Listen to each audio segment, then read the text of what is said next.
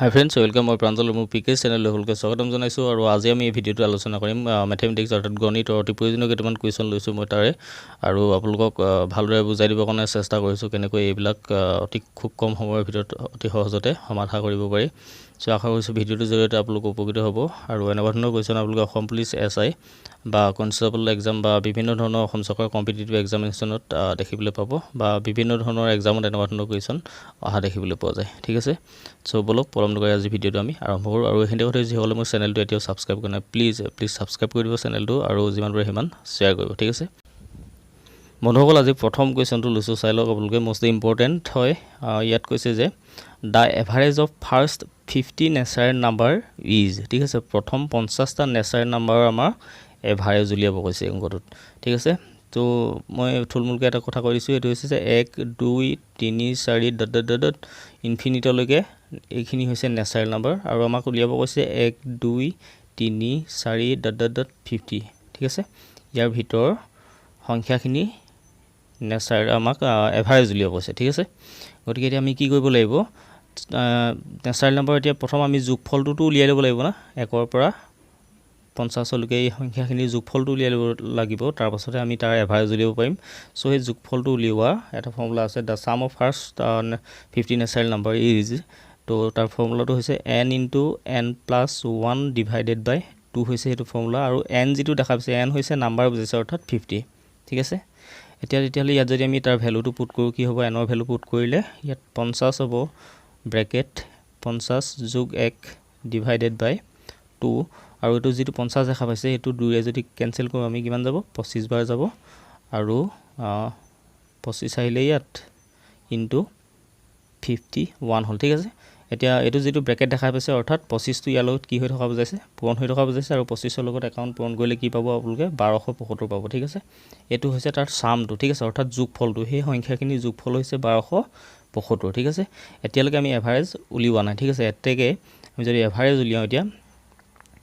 Average of 50 natural number is, তো কেইটা সৰ্বমুঠ নাম্বাৰ কেইটা আছিলে, 50টা, গতিকে 1275 ডিভাইডেড বাই 50 যদি আমি কৰোঁ, 50 ইয়াক যদি কটাকটি কৰোঁ কিমান পাম আমি জানে, আপোনালোকে চাই ল'ব, 25.5। ঠিক আছে, 25.5 পাম আমি। চ' আমাৰ ৰাইট আনচাৰ কি হ'ব, ৰাইট আনচাৰ হ'ব অপশ্যন বি। ঠিক আছে, বি হৈছে আমাৰ কাৰেক্ট আনচাৰ। আশা কৰিছোঁ এইটো বুজি পাইছে। তো নেক্সট কুৱেশ্যনত আহিছোঁ, কুৱেশ্যন নম্বৰ 2। বন্ধুসকল, নেক্সট কুৱেশ্যনটো লৈছোঁ, কুৱেশ্যন নম্বৰ 2। এনেকুৱা ধৰণৰ কুৱেশ্যন বহুত ইজি হয়, কিন্তু অকণমান ভালদৰে নোচোৱাৰ দুখত কি হয়, ভুল হৈ যায় এনেকুৱা কুৱেশ্যনবিলাক। চ' ইয়াত কৈছে যে হোৱাট ইজ 3/5 অফ 100। ঠিক আছে, তো এইটো হৈছে যে আমাৰ 3/5, অৰ্থাৎ 3/5 মানে কিমান, 3/5 অৰ্থাৎ 5/3 অফ কাৰ 100ৰ। ঠিক আছে, 3/5 of 100 of that means into. ঠিক আছে, 100। অ'কে, এতিয়া 5ৰে যদি আমি 100 কাটোঁ কিমান বাৰ যাব, 20 বাৰ যাব, গতিকে 3 × 20 = 60 হ'ব আমাৰ কাৰেক্ট আনচাৰ অপশ্যন ডি। ঠিক আছে, ভেৰি ইজি হয় আৰু ভেৰি ইম্পৰ্টেণ্ট। ঠিক আছে, নেক্সট কুৱেশ্যনত আহিছোঁ, কুৱেশ্যন নম্বৰ 3। এইটো এটা অতি ইম্পৰ্টেণ্ট কুৱেশ্যন হয়। তো ইয়াত কৈছে যে আমাক ABC, চাওক, ABC can completed a piece of work in 14, 6 and 12 day respectively. ঠিক আছে, working together they will completed the work in. এতিয়া আমাক কৈছে যে ABCয়ে এটা কাম 14 দিন, 6 দিন আৰু 12 দিনত কৰি শেষ কৰিব পাৰে। ঠিক আছে, ABC অকলে অকলে, গতিকে যদি সিহঁতি লগ লাগি কামটো কৰে কিমান দিনত শেষ কৰিব। ঠিক আছে, কামটো কৰি, তেতিয়াহ'লে আমি কি কৰিব লাগিব, মই এনেকুৱা এটা কুৱেশ্যন ইয়াৰ আগৰ যিটো আপোনালোকক এটা ভিডিঅ' মই আপলোড কৰিছিলোঁ, তাতে ছল্ভ কুৱেশ্যন পেপাৰ আছিলে, তাত এনেকুৱা ধৰণৰ কুৱেশ্যন এটা মই দেখাই দিছিলোঁ আপোনালোকক, বা তাৰ আগতো মই এনেকুৱা কুৱেশ্যন কৰা আছে। তো এই কুৱেশ্যনটো ছল্ভ কৰিবলৈ হৈছে এতিয়া আমি প্ৰথম এয়ে এটা কাম 14 দিনত কৰি শেষ কৰিব পাৰে, বিয়ে সেই কামটো 6 দিনত শেষ কৰিব পাৰে, আৰু চিয়ে কৰিব পাৰে কেইদিনত, 12 দিনত। ঠিক আছে, এতিয়া আমি যদি সিহঁতৰ এদিনৰ কামটো উলিয়াবলৈ যাওঁ, 1 ডে ৱৰ্ক, কি হ'ব, 1 ডে ৱৰ্ক যদি উলিয়াবলৈ যাওঁ তেতিয়া কি হ'ব, তাৰ চাই লওক, এইটো এয়ে এটা কাম এদিনত কৰিব পাৰে, তেতিয়াহ'লে কিমান, 14/1। ঠিক আছে, বিৰ এদিনৰ কাম তেতিয়াহ'লে কিমান হ'ব, 6/1। ঠিক আছে, চিৰ এদিনৰ কাম কিমান হ'ব, 12/1। ঠিক আছে, এইটো হৈছে তাৰ এদিনৰ কাম সিহঁতৰ ABCৰ গতিকে যদি আমি এতিয়া একেলগ কৰি পেলাওঁ এই গোটেইকেইটা A plus B plus C গতিকে এইটো কি হ'ব তেতিয়াহ'লে এইকেইটাও প্লাছ হৈ যাব ঠিক আছে ইহঁতিও প্লাছ হ'ব ঠিক আছে 5 যদি হয় কেনেকুৱা হ'ব দেখিবলৈ চাওক 1/14 প্লাছ 1/6 প্লাছ 1/12 ইজিক্যাল ইহঁতৰ যদি আমি লসাগু উলিয়াব যাওঁ কিমান পাম 14 6 12 ইয়াৰ লসাগু হ'ব আপোনাৰ 84 চাই ল'ব আপোনালোকে এইটো যদি আমি কৰিব যাওঁ 14 6 14 84 প্লাছ ইয়াত আছে 6 ইয়াতো হ'ব 14 6 14 84 প্লাছ 12 আছে ইয়াত 7 12 84 অৰ্থাৎ কিমান পালোঁ আমি 6 প্লাছ 14 প্লাছ 7 ঠিক আছে 6 প্লাছ 14 প্লাছ 7 হৈছে আৰু তলত আহিলে 84 ঠিক আছে এতিয়া এই গোটেইকেইটা যদি আমি প্লাছ কৰি দিওঁ কিমান পাম ইয়াত গোটেইকেইটা প্লাছ কৰিলে ওপৰত প্লাছ কৰিলে আমি পাম 6 14 আৰু 7 27 পাম ঠিক আছে আৰু তলত আহিলে আমাৰ 84 এতিয়া আমি যদি এইকেইটা কাটাকুটি কৰিব যাওঁ কি হ'ব 3 9 গুণ 27 আৰু 3 28 84 ঠিক আছে 3 9 গুণ 27 3 28 84 অৰ্থাৎ কিমান পালোঁ চাওক এইফালে লিখি দিছোঁ মই 9/28 ঠিক আছে 9/28 9/28 টো আমাৰ আনসাৰ নহয় কিন্তু এটো হৈছে গোটেই তিনটাৰে একেলগে যদি কৰে কামটো তেতিয়াহলে হিহঁতৰ এদিনৰ কাম কিমান 28 ভাগৰ 9 ঠিক আছে এদিনৰ কাম হিহঁতৰ 28 ভাগৰ 9 ঠিক আছে গতিকে হিহঁতি গোটেই কামটো একেলগে কৰিবলৈ কিমান দিন লাগিব এটো উলটাই দিয়ক ঠিক আছে 28 ভাগৰ 9 টো উলটাই দিলে কি হ'ব 28 টো ওপৰত আহিব আসলে 28 ভাগৰ 9 হিহঁতৰ এদিনৰ কাম ঠিক আছে গোটেই তিনটাৰ এদিনৰ কাম ইমান গতিকে হিহঁতি গোটেই তিনটা লগ লাগি গোটেই কামটো কৰিবলৈ কিমান দিন হ'ব লাগিব এটো হৈছে 9 ভাগৰ 28 ঠিক আছে 9 ভাগৰ 28 আমাৰ কাৰেক্ট আনসাৰ কি হ'ব অপচন সি হ'ব আমাৰ কাৰেক্ট আনসাৰ ঠিক আছে সি নেক্সট কোৱেশ্চনত আহিছো কোৱেশ্চন নম্বৰ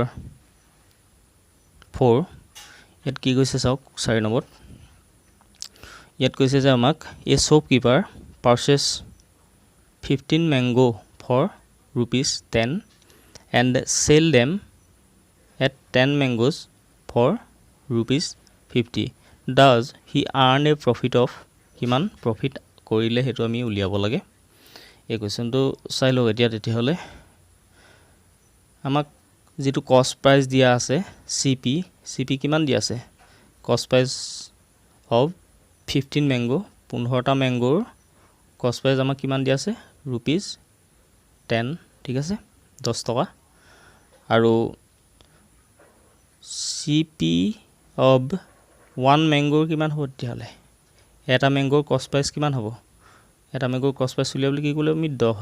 10ক 15ৰে হৰণ কৰি দিব লাগিব এই 15টোৱে 10ক হৰণ কৰি দিব লাগিব ঠিক আছে 15ৰে 10ক হৰণ কৰিলে আমি কিমান পাম 0.67 পাম ঠিক আছে 0.67 পাম অৰ্থাৎ 15ৰে 10ক আপোনালোকে হৰণ কৰি চাব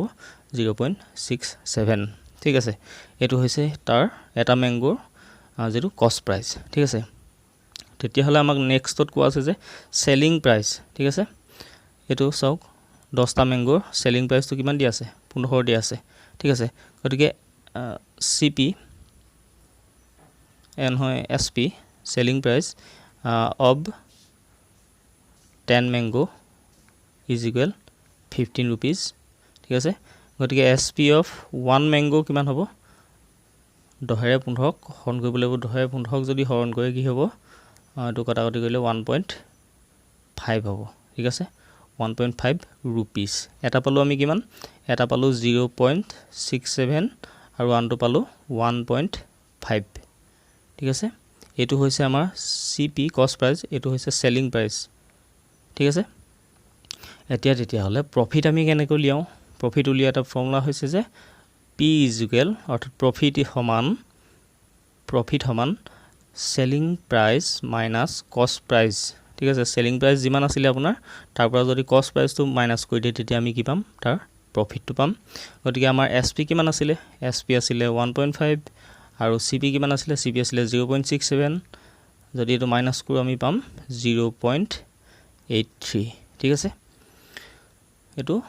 0.83 যেটো দেখিয়া পাইছে আপোনালোকে এটো প্ৰফিট হয় পাৰ ম্যাঙ্গো ঠিক আছে এটা ম্যাঙ্গোৰ প্ৰফিট হৈছে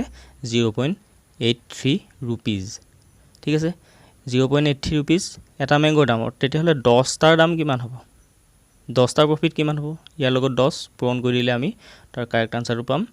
10 পূৰণ 0.83 যদি কৰো আমি তেতিয়া হলে আমাৰ কাৰেক্ট আনসাৰ হ'ব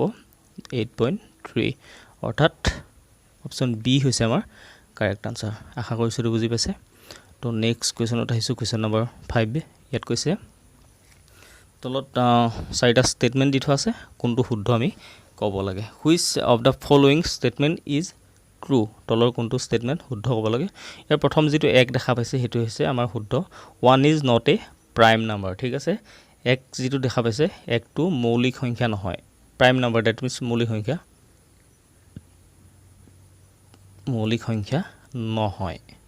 ঠিক আছে 1 ইজ প্ৰাইম নাম্বাৰ ইয়াত কৈছে এটো নহয় তো এই গুটেকিটা হেৰি নহয় কিন্তু ৰাইট আনসাৰ হৈছে এটো আমাৰ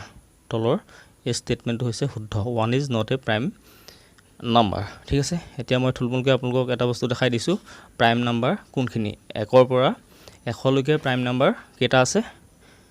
1 ৰ পৰা 100 লৈকে প্ৰাইম নাম্বাৰ আছে 25 টা ঠিক আছে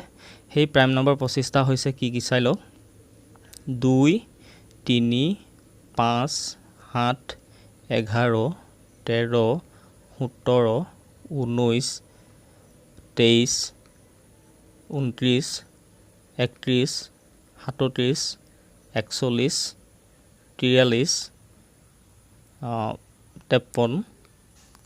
59 61 67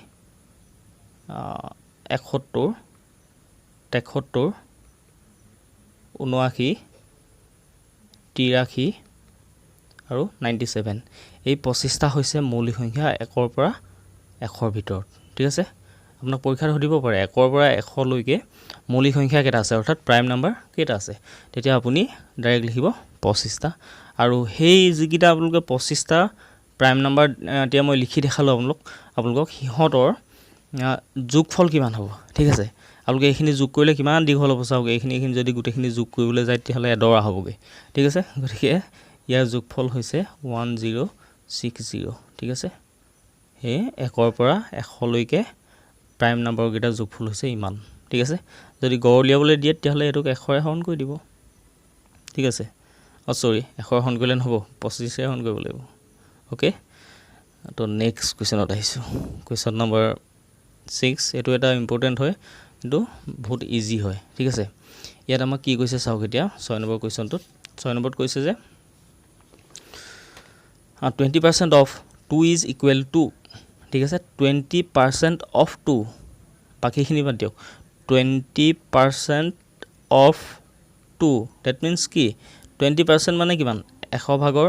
20 of that means into কিমান 2 ওকে এতিয়া চাওক যদি আমি 2 এ টুকাটো কিমান বাৰ যাব 2 এ 50 বাৰ যাব 0 0 ক্যান্সেল গল কিমান থাকিলে 0 0 ক্যান্সেল গল 2/5 থাকিলে আৰু 2 ক যদি আমি 5 এৰে হৰণ কৰো তেতিয়া হলে কিমান পাম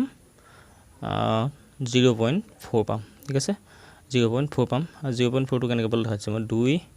আপুনি যদি এটো 5 এৰে হৰণ কৰিবলৈ যায় ইয়াতো বাৰ না যায় না এটো বাৰ না যায় 2 এ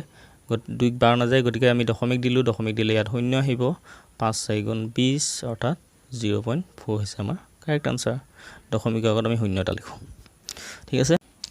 মনল নেক্সট কোৱেশ্চন লৈছো এটো বহুত ইম্পৰ্টেন্ট হয় আৰু যদি গুটি ভিডিওটোৰ কোৱেশ্চনখিনি ইম্পৰ্টেন্ট বুলি ভাবিছে আপোনালোকে প্লিজ লগৰ সমনীয়াছত শেয়াৰ কৰিব কাৰণ হেউটিও যাতে ভিডিওটোৰ পৰা কিবা এটা শিকিব পাৰে ঠিক আছে আৰু আপোনালোকৰ সাপোৰ্টৰ মোক অতি প্ৰয়োজন so like share and subscribe কৰিবলৈ নাপাহৰিব চেনেলটো ঠিক আছে তো এই কোৱেশ্চনটো চাই লওক ইয়াত কৈছে যে in examination is required to get 35% of the aggregate mark to pass ঠিক আছে এটা এক্সামিনেশনত পাস কৰিবলৈ 35% মাৰ্কস বাধ্যতামূলক গতিকে নেক্সট লাইনত কি কৈছে সক ৰিসু গট 216 মাৰ্কস অৰ্থাৎ 216 মাৰ্কস এন্ড ডিক্লেয়াৰ্ড ফেইল বাই 5% হি কিমান স্কোৰ কৰিলে 216 মাৰ্কস আৰু ফেইল কি হকানে কৰিলে 5% মাৰ্কস হকানে ঠিক আছে অৰ্থাৎ তেতিয়া হলে হি ৰিসে কিমান মাৰ্কস পালে হি ফেইল কৰিলে 5%ৰ কাৰণে লাগিছিল 35%, গতিকে হি পালে কিমান তেতিয়াহ'লে মাৰ্কছ 35%ৰ পৰা যদি আমি 5% মাইনাছ কৰি দিওঁ, ঠিক আছে, মাইনাছ কৰি দিওঁ কিমান পাম 30% পাম। হি গতিকে 30% মাৰ্কছ পালে ৰাহুল, আৰু ৰিচু গট 30% মাৰ্কছ। আমাক নেক্সটত লক্ষ্য কৰক 30% অফ 216, ঠিক আছে, এইখিনিতে আচল খেলটো সোমাই আছে। 30% অফ 216, 216ৰ 30% কিমান হ'ব, ঠিক আছে, গতিকে 30% যিটো দেখা পাইছে, এতিয়া আমি 100%ত উলিয়াই ল'ম এই বস্তুটো গোটেইটো। 100% অফ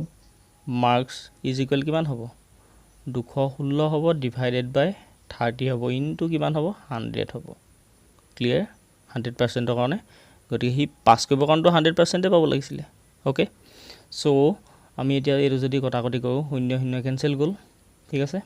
তাৰপিছত নেক্সট আপোনাৰ 3ৰে যদি এইটো কেঞ্চেল কৰোঁ 7 3 গুণ 21, 3 2 গুণ 6, অৰ্থাৎ 72, ইয়াত 0 এটা কেঞ্চেল গৈছিলে। 72 পূৰণ 10 কিমান হ'ব, 72ৰ লগত যদি আমি 10 পূৰণ কৰোঁ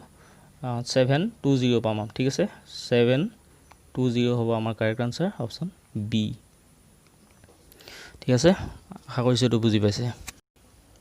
বন্ধুসকল। এই কুৱেশ্যনটো লক্ষ্য কৰক, মষ্ট ইম্পৰ্টেণ্ট হয় এইটো কুৱেশ্যনো, কিন্তু দেখিবলৈ অলপ ভয় লগা, আৰু জনাসকলৰ কাৰণে একো নাই, যিসকল অকণমান অংকলৈ ভয় কৰে তেওঁলোকৰ কাৰণে। চ' ইয়াত কি আছে চাওক, 2x by 3 minus 5/2 into 4x by 5 minus 4/3 is equal 1/3, ঠিক আছে। এতিয়া এইটো যদি আমি কৰিব যাওঁ কি হ'ব চাওক, 2x বাই 3 মাইনাছ এইটো যিটো দেখা পাইছে 5/2, সেইটো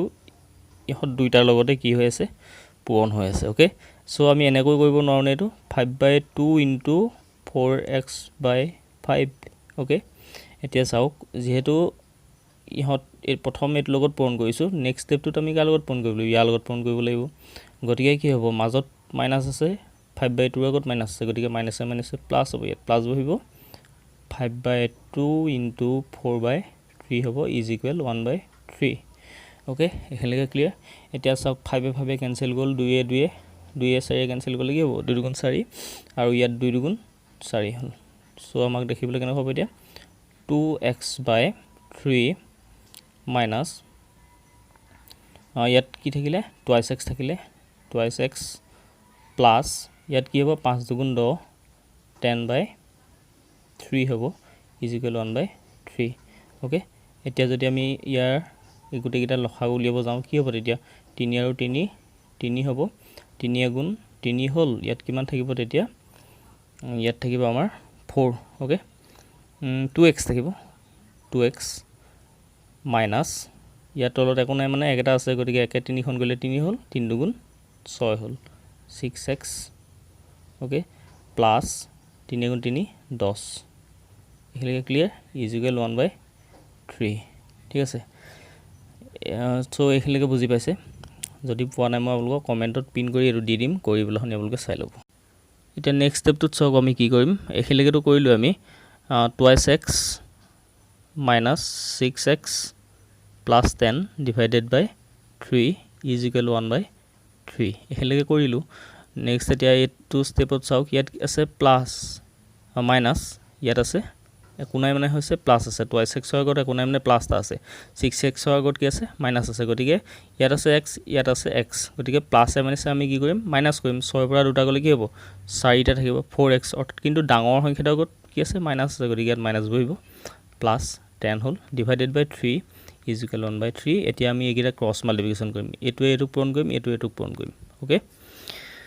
নেক্সট আমি তেতিয়া যদি কৰিবলৈ যাওঁ এই অংকটো কি হ'ব তেতিয়াহ'লে আমাৰ চাওক, 3য়ে পূৰণ কৰিবলৈ আহিব -4x প্লাছ 10ক, গতিকে 4 3 গুণ কিমান হ'ব -12x হ'ব, প্লাছ 3 2 গুণ 30 হ'ব ইজ ইকুৱেল 3 গুণ 3 হ'ব, ঠিক আছে। তেতিয়াহ'লে আমি এইটো যদি কৰিব যাওঁ -12x, এইখিনি মই আকৌ দেখাই দিছোঁ আপোনালোকক, -12x is equal 12x plus 30 is equal 30, এইখিনিলৈকে আছিলে আমাৰ। অ'কে, এতিয়া আমাৰ আমি x মানটোহে যেহেতু উলিয়াব লাগে গতিকে -12x ইকুৱেল 3 প্লাছ চিনটো সমান চিন এইটো পৰা আহিলে কি হয় মাইনাছ হয় -30 ওকে এতিয়া x মানটো আমি কেনেকৈ উলিয়াম চাওক x ইকুৱেল এইটো যদি আমি এই অংকটো এইটো চাওক এইটো যদি মাইনাছ কৰোঁ ইয়াৰ আগত 3 আগত একো নাই মানে প্লাছ এটা আছে ইয়াৰ আগত মাইনাছ আছে গতিকে প্লাছ মাইনাছ ল'ম আৰু ইয়াৰ আনচাৰটো পাম আমি -27 মাইনাছে কেনচেল গ'ল x মান উলিয়াবলৈ হ'লে কি কৰিব লাগিব আমি 27ক 12 হৰণ কৰি দিলোঁ 4 3 গুণ 12 3 9 গুণ 27 9/4 হৈছে আমাৰ আনচাৰ ওকে 9/4 অপশ্যন এ হৈছে আমাৰ কাৰেক্ট আনচাৰ ঠিক আছে এই অংকটো বুজিলে নাই মোক জনাব কমেণ্টত যদি বুজা নাই মই কমেণ্ট বক্সত পিন কৰি দেখাই দিম আপোনালোকক কেনেকৈ এইটো কৰা হ'ল ওকে তো নেক্সট কুৱেশ্যনত আহিছোঁ কুৱেশ্যন নম্বৰ 9 ইয়াত কি কৈছে এতিয়া লক্ষ্য কৰি এই অংকটোত এইটো ইম্পৰ্টেণ্ট হয় ইয়াত কৈছে what is 45% of 84% of 5/7 of 600 is very important question এই কুৱেশ্যনটো আহিছে বহুতবাৰ এক্সামত ওকে এতিয়া আমাক কৈছে 45% আমি 45% মানে কি বুজোঁ 45% মানে হৈছে আন একো নহয় সেইটো হৈছে 45/100 ওকে 45/100 নেক্সট ষ্টেপটোত চাওঁ নেক্সট ষ্টেপটোত যদি আমি কৰিব যাওঁ 84% মানে কিমান 84/100 বাকীকেইটা 5/7 আৰু 600 এতিয়া এইটো যদি আমি সৰু কৰিবলৈ যাওঁ কিমান হ'ব এইটো 5 যদি কৰোঁ আমি 5 20 100 হ'ল আৰু 5 9 গুণ 45 হ'ল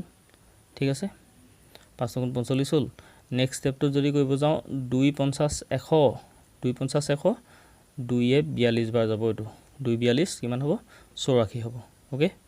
2 42 84 এতিয়া আমি যদি নেক্সট ষ্টেপটোত কৰিব যাওঁ কি হ'ব চাওক প্ৰথম আমি এতিয়া 45% আৰু 84%ৰ এইটো উলিয়াই দিলোঁ তাৰ মানটো কিমান পালোঁ 9/20 আৰু 84ৰ কাৰণে পালোঁ 42/50 এই দুটা মনত ৰাখক 9/20 আৰু 42/50 ওকে এতিয়া নেক্সট আমি এই অংকটোত কৰিম চাওক আমাক কৈছে যে 45% অফ 45% কিমান পাইছিলোঁ 9/20 অফ ডেট মিনছ ইনটু